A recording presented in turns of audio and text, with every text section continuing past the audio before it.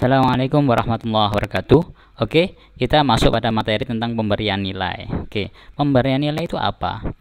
Pemberian nilai itu merupakan proses menerjemahkan skor hasil tes melalui norma atau kriteria dari tes itu.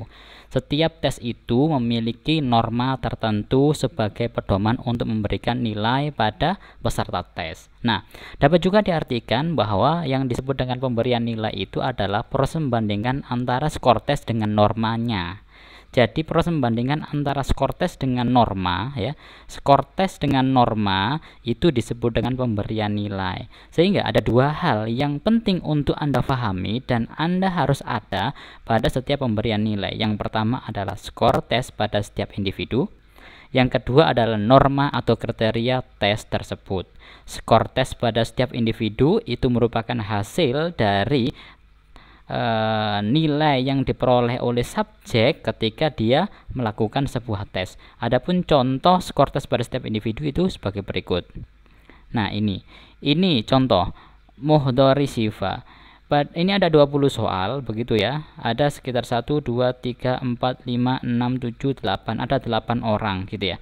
Nah, item pertama dia benar, item kedua benar, item ketujuh dia salah, dan seterusnya sampai totalnya adalah 16. Nah, angka 16 ini adalah skor tes pada setiap individu. Ada 16, Bagas dapat 16, Naila dapat 14, dan seterusnya.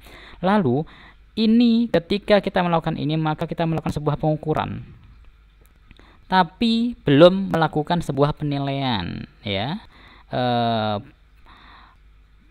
Karena kita belum membandingkan antara skor tes pada individu tersebut dengan normanya, maka perlu norma yang kedua. Apa itu norma? Contoh norma itu adalah sebagai berikut.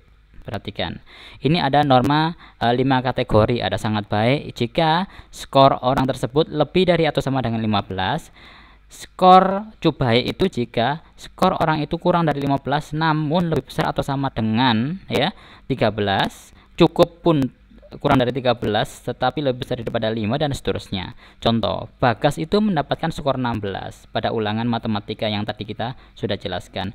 Maka nilai Bagas tergolong sangat baik. Betul sekali, sangat baik. Kenapa? Karena nilai Bagas itu adalah 16, di mana skor 16 ini lebih besar daripada 15 ini. Oke, bisa diterima. Nah, kalau kita menggunakan 3 kategori pun seperti itu ya.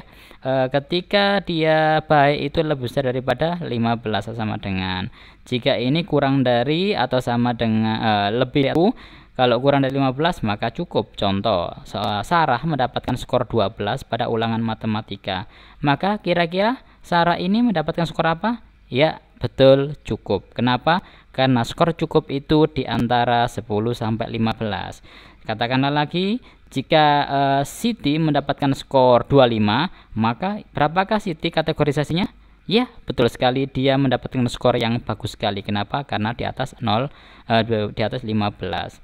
Kalau si C gitu ya, nama inisial saja, mendapatkan skor 3, berarti dia masuk ke? Ya, betul sekali, ke kurang. Kenapa kurang? Karena kurang dari X. Nah, lalu cara pembuatan norma yang terpenting ada, kalau kawan-kawan berbicara mengenai skor tes, maka ini sudah Anda buat di soal-soal Anda, kemudian Anda lakukan tes kepada subjek, akan Anda dapatkan yang namanya skor total. Namun kan tidak Anda lakukan saat ini. Kenapa? Karena kita sekolah-sekolah sekarang sedang libur karena ada wabah corona begitu ya, sehingga Anda hanya membuat soal-soalnya saja. Oke.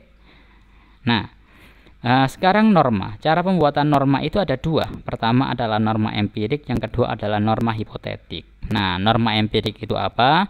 Norma empirik itu adalah norma yang didasarkan yang min dan SD-nya, rata-rata dan standar deviasinya itu didasarkan pada skor total subjek ya.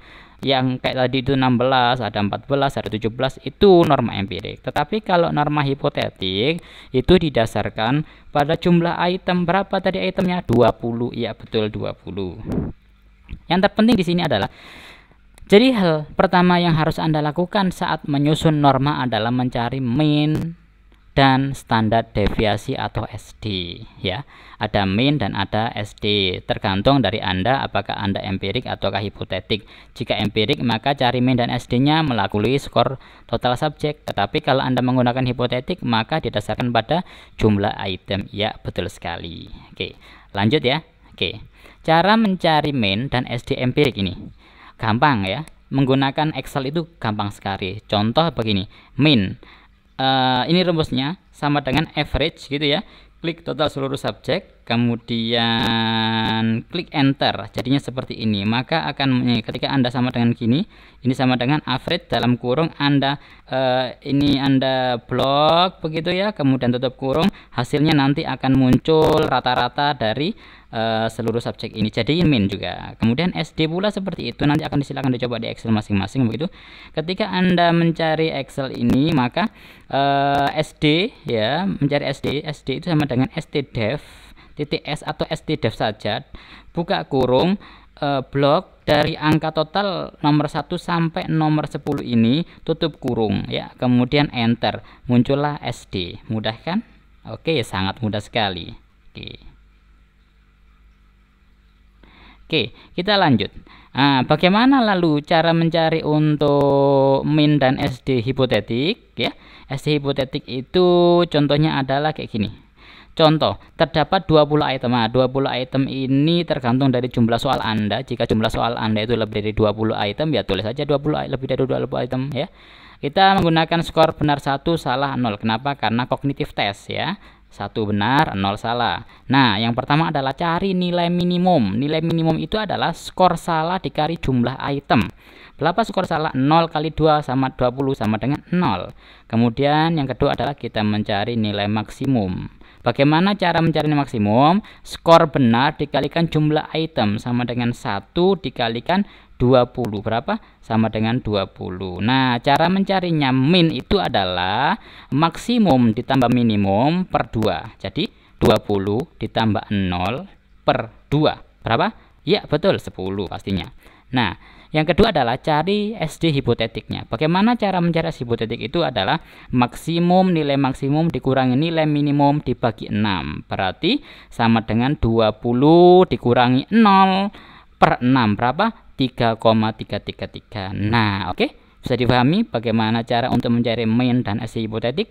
Oke, kita lanjut lagi pada langkah berikutnya. Selanjutnya adalah ketika Anda sudah selesai mencari min dan SD hipotetik, tergantung Anda menggunakan empirik atau hipotetik, tergantung dari nomor yang Anda buat ya. Kemudian Anda tinggal masukkan ke dalam rumus ini. Nah, rumus ini Anda masukkan aja minnya tadi berapa, kemudian SD-nya berapa, dikalikan dulu, baru tambah minnya, jadi skor yang tadi itu. Kalau tema kategorisasi, ini contoh dari rumusnya. Kalau tiga kategorisasi, ini contoh dari rumusnya. Oke, begitu. Terima kasih, selamat mencoba, dan wassalamualaikum warahmatullahi wabarakatuh.